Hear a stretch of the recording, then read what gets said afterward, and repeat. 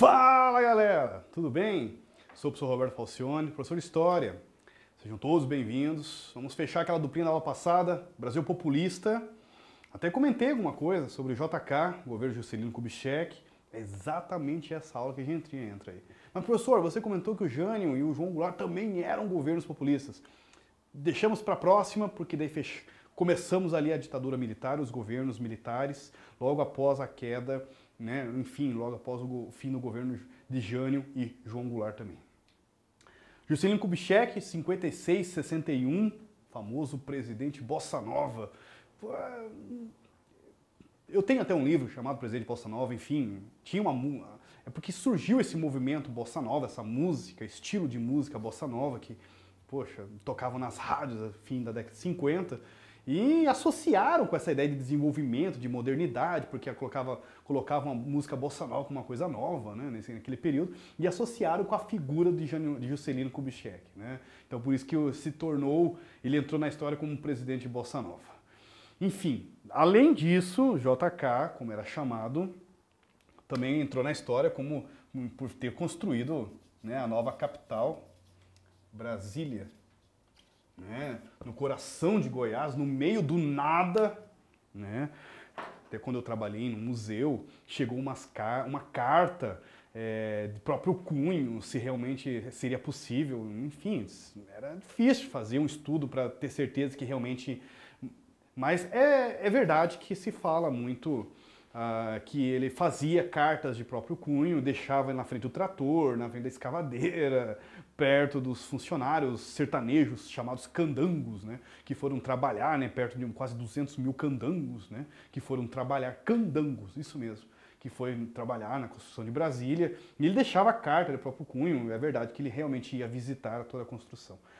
Para se chegar nessa meta audaciosa, construir uma nova capital para o Brasil, antes ele propôs e ele ganhou a eleição, né, apresentando um plano de metas, né, chamado desenvolvimentismo nacionalista, né, e nesse plano de metas ele tinha 30 metas, onde ele tinha a proposta de fazer o Brasil desenvolver 50 anos em 5. Esse era o slogan dele, inclusive, né? É possível desenvolver? Sim, não existe isso. É a proposta, né? Tava lá siderúrgicas, enfim, usinas hidrelétricas, estradas, né? Hospitais, construções de rodovias, pontes. Ele tinha 30 grandes metas para o Brasil. E a 31ª, a cereja do bolo, Brasília. Então, novamente, o termo utilizado é desenvolvimentismo nacionalista. Opa, desculpa, não é A, desenvolvimentismo nacionalista. Pelo menos esse é o termo que ele usava.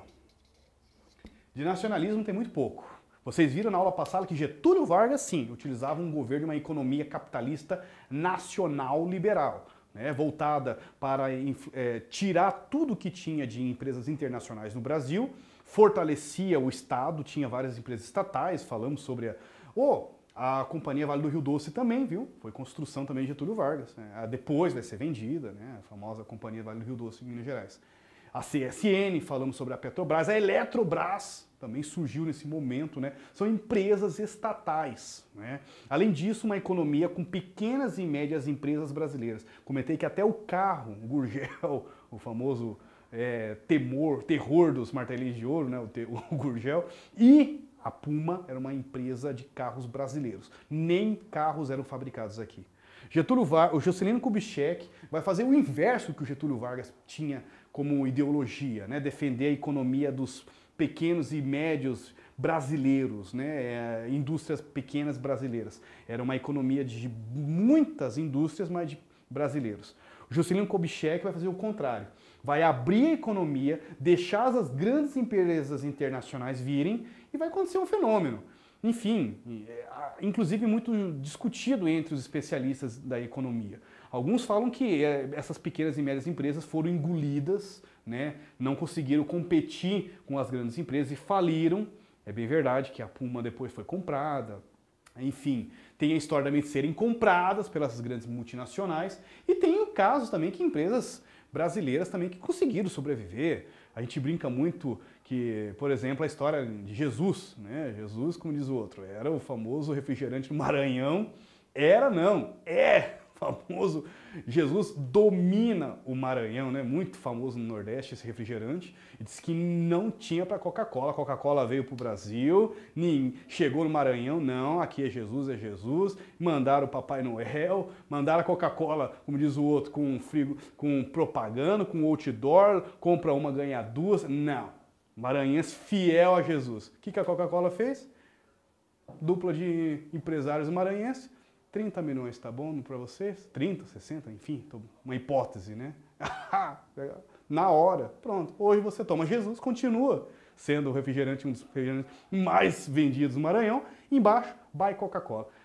Região do Paraná também tem a história da erva mate, uma economia muito forte. Também a Coca-Cola comprou, empresa centenária, né? A Mate Leão também. Então, assim, a economia internacional é isso que nós pegamos assim, esse exemplo, né? Quando nós temos produtos que podem ser de empresas brasileiras, pequenas e médias, quando vem essa internacionalização, ou engole ou pode falir, porque não vai conseguir competir. Tudo bem? Seja como for, como eu falei na aula passada, tem os entusiastas que defendem as ideias nacionalistas de Getúlio Vargas, tem os que defendem a internacionalização, que gera mais emprego, né, traz tecnologia, traz modernidade. É verdade. Isso também é verdade. Não dá para negar.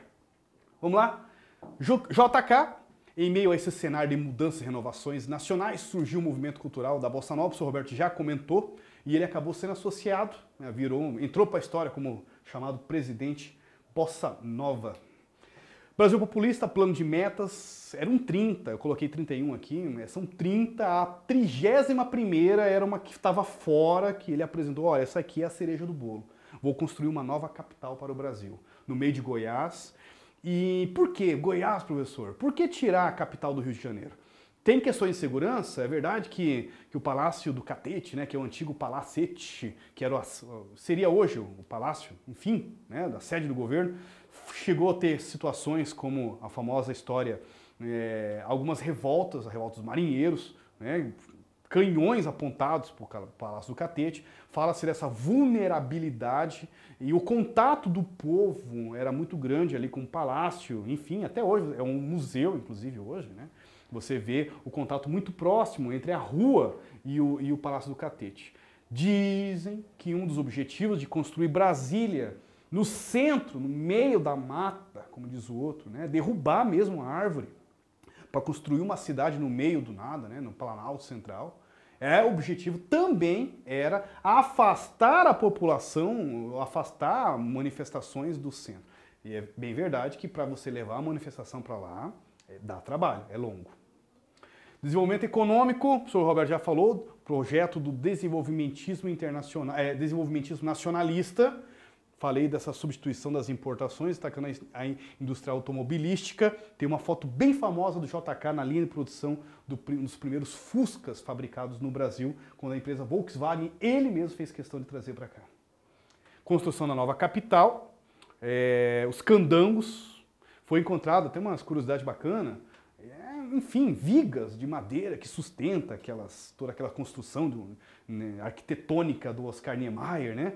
E falava o seguinte, esses candangos aí, tudo analfabeto, não sabe nem ler, não sei o que lá. Rapaz, olha, encontraram poemas, mensagens bacanas desses trabalhadores nordestinos, falando assim, poxa, que legal, espero que aqui venham pessoas honestas trabalhar aqui, representar o povo, espero saber que eu estou fazendo parte de uma nova mudança no Brasil. Frases bacanas que até passou a se perguntar, são trabalhadores, pessoas humildes, mas muito inteligentes, inclusive.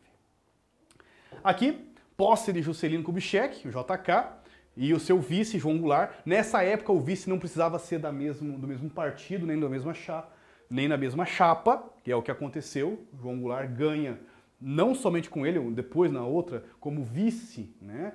Ele era de um outro partido. Construção de Brasília, aqui os candangos, né, os nordestinos. Fala-se, alguns especialistas, em aproximadamente 200 mil nordestinos foram trabalhar na construção de Brasília. inauguração 61, ele conseguiu, inaugurou, meio que às pressas, como diz o outro, mas conseguiu ó, cortar a faixa de inauguração. Os edifícios de Brasília. Fechamos. Porque e 5? Se hoje os mandatos é de 4, né, professor? Pois é, entre pelo menos 45 até 64, antes dos regimes militares, os mandatos eram de 5 anos. Digamos que hoje Juscelino ia falar que ele ia desenvolver 40 anos em 4, só para entender a piada. Piada sem graça, terrível. Ah, foi legal, foi legal. Curtiram? Próxima aula, se encontramos aí? Então, beleza. Foco no estudo, galerinha. Força, fé no coração. Até a próxima. Valeu!